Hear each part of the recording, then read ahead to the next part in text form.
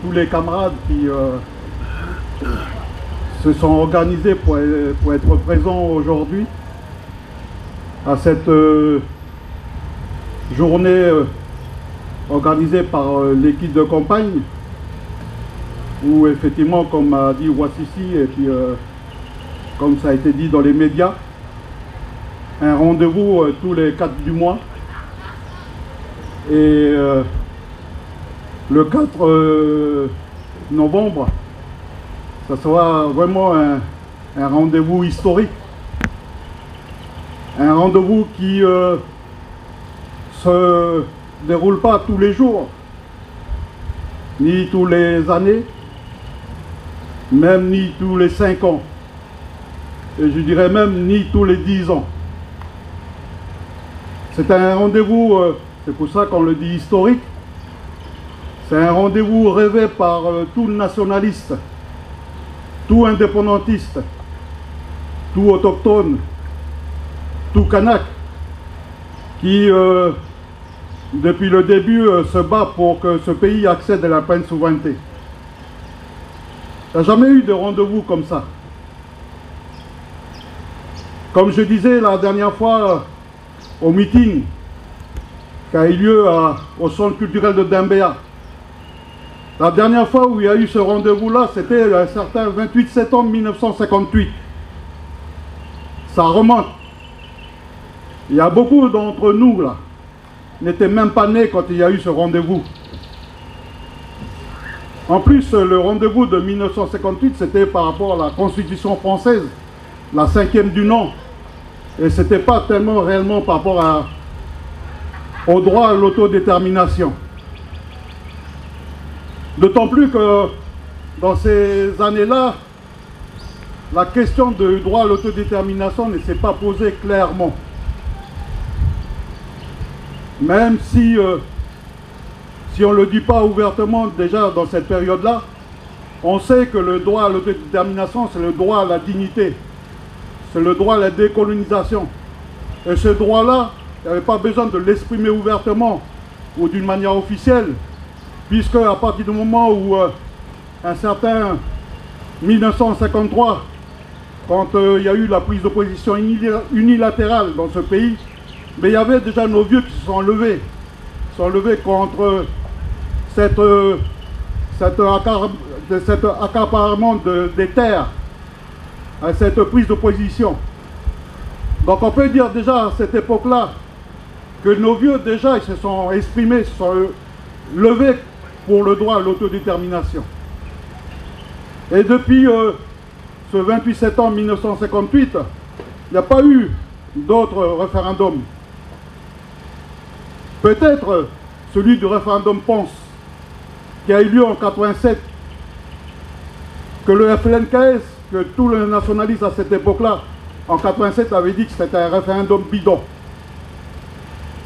Et c'est bizarre qu'aujourd'hui, il y en a qui peut-être commencent à faire un parallèle dangereux pour dire que c'est peut-être que le 4 novembre est une farce électorale ou un simulacre électoral. Mais bon, on ne va pas trop s'étaler là-dessus. Chacun prend ses responsabilités. Chacun prend ses responsabilités quand à 3 mois ou à 4 mois de ce 4 novembre, ben, on arrive à faire de la division au sein du peuple kanak. Mais c'est une autre parenthèse, on met ça de côté. Puisqu'il faut toujours rester positif. Il faut toujours aller de l'avant. Toujours organiser donc des meetings, organiser des réunions de proximité. Il faut qu'on arrive à convaincre les uns et les autres que le 4 novembre, ce n'est pas le 5 novembre ni le 3 novembre, le 4 novembre, c'est là où on a la possibilité donc de faire accéder ce pays à la pleine souveraineté. Parce que on s'est battu pendant tout ce temps-là pour qu'on arrive enfin au 4 novembre. Il suffit de regarder un petit peu dans le rétroviseur des années là, pas si lointain que ça, que le mouvement kanak indépendantiste dans son ensemble avait préparé cet événement-là. On ne s'est pas réveillé un matin comme ça pour vous dire ben, ça y est, il faut accéder à la pleine souveraineté parce que voilà, etc., etc. Non, il y a eu toute une préparation historique pour qu'on arrive là aujourd'hui. Et je vais juste remonter rapidement par rapport à la création du FNKS. Quand, à la suite des événements de 84, il y a eu un compromis qui a été fait par nos vieux pour qu'enfin on puisse aller et participer aux élections régionales à l'époque, en 1985, où on a parlé de plan Fabius Pisani, où il y avait ces régions-là, où on avait dit, nous indépendantistes, il faut investir ces régions-là, parce qu'il faut préparer l'indépendance. Il faut être à la tête de ces régions-là. Il y avait 4 régions sur 5 où c'était contrôlé par les indépendantistes. Parce qu'il fallait jeter les bases de l'indépendance. Parce qu'il fallait, petit à petit, en se servant donc des services techniques, économiques, etc., des services techniques, mais il fallait déjà regarder, recenser nos possibilités pour que cette indépendance soit viable. Et c'est tout un travail qui a été fait. Et on sait qu'en 86, 87, quand en France il y a eu un changement de majorité, où on disait à l'époque, au secours, la droite revient au pouvoir, et ils ont vidé le contenu des régions de cette époque-là. Ils ont bien vidé parce qu'ils savent très bien que si on continuait encore dans cette voie-là, bon, on démontrait devant tout le monde, devant les citoyens ici en Nouvelle-Calédonie, devant la France, devant même à l'ONU, que cette indépendance, elle est viable, elle est importante, au-delà de la dignité de faire accéder le pays à la souveraineté. Et on a vu après, effectivement, avec ce fameux référendum bidon, c'était pour enlever toute idée d'indépendance, pour que cette idée d'indépendance ne puisse pas rentrer dans les non-Kanaks, dans la tête des autres non-Kanaks, etc. Et quand il y a eu, après les événements d'Ouvéa, il y a eu ce compromis, parce qu'on appelle toujours ça un compromis qu'on a signé par rapport à ce qui s'est passé à l'époque, par rapport à un rapport de force de cette époque-là. On avait dit qu'il fallait s'engager dans les accords de Matignon et Oudinot. Et quand on dit qu'il faut s'engager là-dedans, c'est pas pour faire joli, c'est pas par rapport à des postes, c'est pas par rapport à des postes d'élus ou de collaborateurs, ou etc., etc.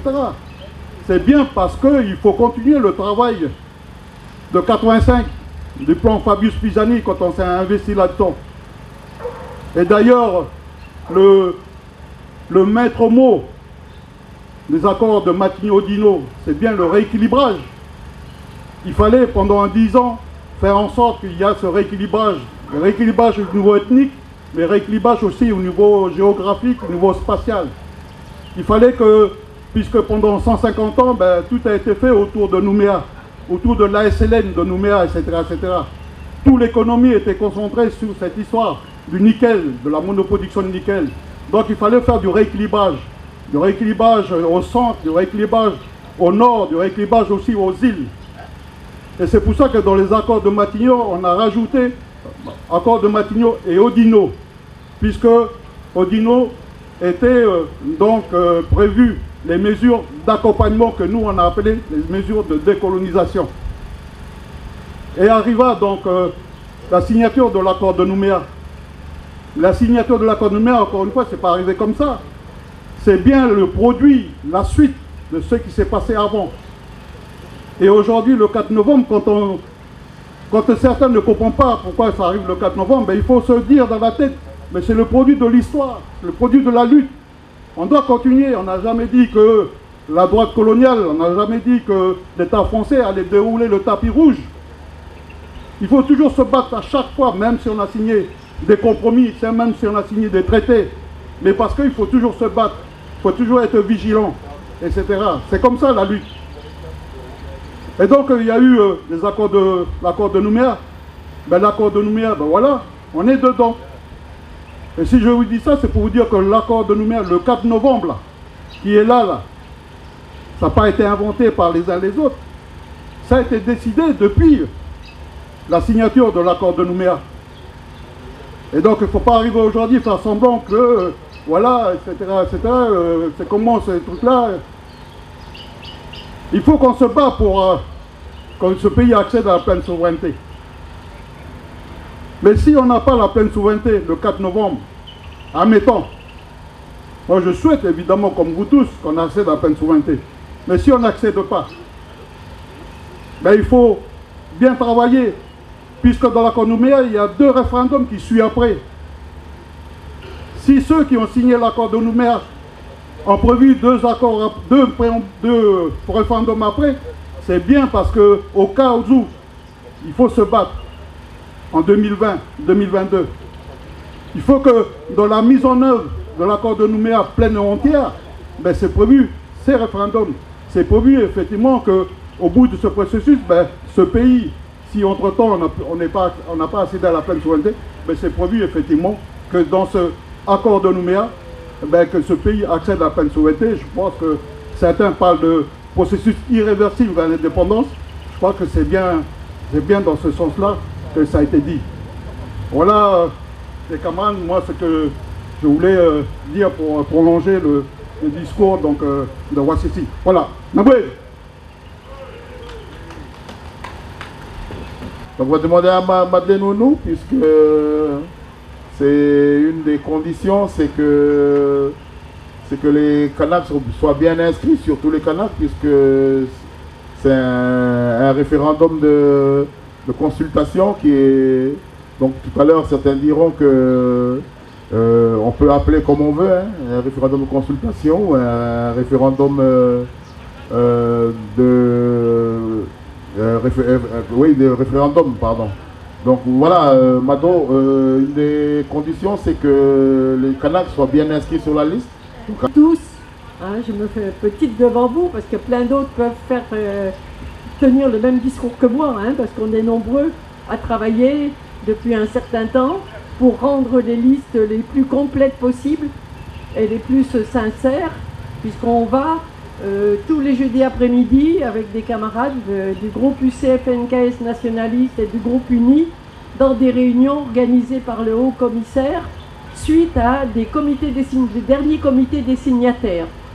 Donc là, je ne veux pas trop vous donner des informations dans ce domaine-là, parce que c'est évident que pour que cet acte d'autodétermination soit le meilleur possible, il faut que tout le monde soit inscrit, et en particulier tous les Kanaks. Hein. Donc c'est notre préoccupation première, et des mesures ont été prises pour que toute personne qui se trouve à avoir 6 mois de présence en Calédonie, si on ne les a pas encore sur la liste générale, on les met d'office. Donc vous pouvez faire partie de cela quand vous avez pas choisi depuis plusieurs années à ne pas être sur les listes électorales. On a pu vous trouver et puis finalement bénéficier d'une inscription automatique sur la liste générale, et puis dans certaines conditions, comme tous ceux qui ont le statut coutumier, ils ont aussi la décision de prise de les mettre d'office sur la liste pour le référendum. Alors tout à l'heure, Yvon disait qu'on était là-bas dans le stand pour pouvoir que vous vérifiez, c'est surtout pour vérifier, à partir d'une liste qui vient d'être affichée dans toutes les mairies le 30 juillet. C'est la liste pour le référendum provisoire. Donc c'est vraiment pratiquement la dernière liste, puisque sur cette liste qu'on nous avons là dans les ordinateurs, on y rajoutera après que ceux qui seront peut-être allés au tribunal pour faire des recours. Donc cette liste provisoire, elle est pratiquement close. Ça permet vraiment que vous puissiez être rassurés quand vous y êtes. Et on a fait un tract pour ceux qui ne se trouveraient pas sur cette liste provisoire. On a fait un tract pour que vous puissiez savoir quelle démarche il faut entreprendre, parce que jusqu'au 3 novembre, vous avez la possibilité de vous manifester pour être sur la liste pour le référendum. Donc, bien souvent, vous avez entendu les messages de la... Attendez, je m'excuse, mais je vais me mettre un peu à l'ombre. Je supporte pas. Hein? Vous avez dû entendre les messages du Haut-Saria qui disaient « Ah, après, ça sera trop tard ». Ben, eux, ils disent comme ça, parce que ça va être trop tard par rapport au 31 août. Mais, après le 31 août, jusqu'au 3 novembre, une démarche est possible. Parce que l'intérêt, c'est que tout le monde y soit. Donc, si vous faites